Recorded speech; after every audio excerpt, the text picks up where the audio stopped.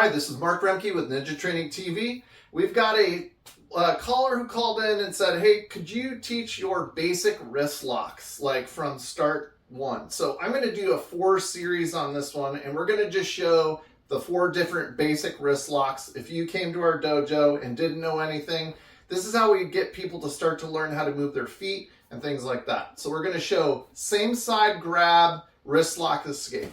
All right, so I'm here with my partner. I can offer a wrist at first since it's basics, and I just have them grab my wrist.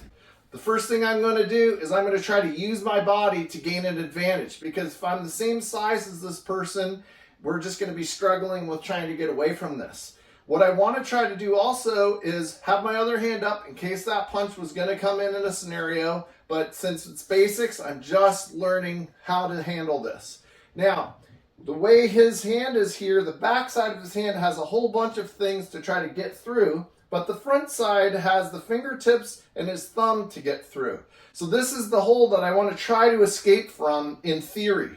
And what I want to do is take the bones, the radius and ulna in my arm, and not pull them out as a pry this way, because both of those bones he can grab onto. But if I turn my wrist sideways while I'm in motion, it's going to help it so that they're going to pry out easier. Not all the time, and I have to use my body with it, but that's just to show you guys an example. So then I have to do something with his arm strength, because if he holds on tight and I try to pull out of here, I can't do it. But if I jam his arm in with my body and my leg strength, now I have a pivot point in order to work with. At the same time I come in is when I turn my hand flat so that those 2 bones line up. Then I pivot. And I keep a touch here, because who knows what's going to happen. I got a feeling on his body. I'm not just going to hang out and lean against him. We're, of course, going to do some type of move. So, as I move in, I turn my hand flat. I've got his arm kind of pinned against him now, and now I have an easy axis of rotation and pivot point to pry out of. This is basics 101. As I move in with my legs, I pivot and I come out.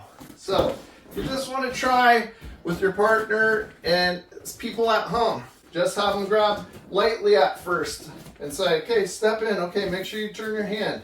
And then they could feel that pry point. Then as they've done it a bunch, go, okay, I'm going to hold you harder this time and really give it to you.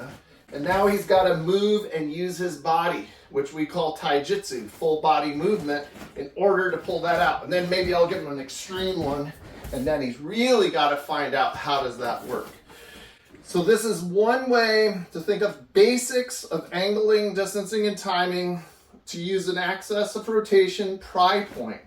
I could hit him in the face. We could do dynamic movement. There's so many other scenarios, but let's just drill basics with this form at first and give that a try. Because later on, I can move these in all sorts of different angles, and it becomes a globe around it, and you could do a 360 type of thing with it. But that's advanced, so let's just stay with the basics for now. Thank you so much. So I hope you guys like this. Please hit like and subscribe. If you want information, please follow the links below. And as always, keep training.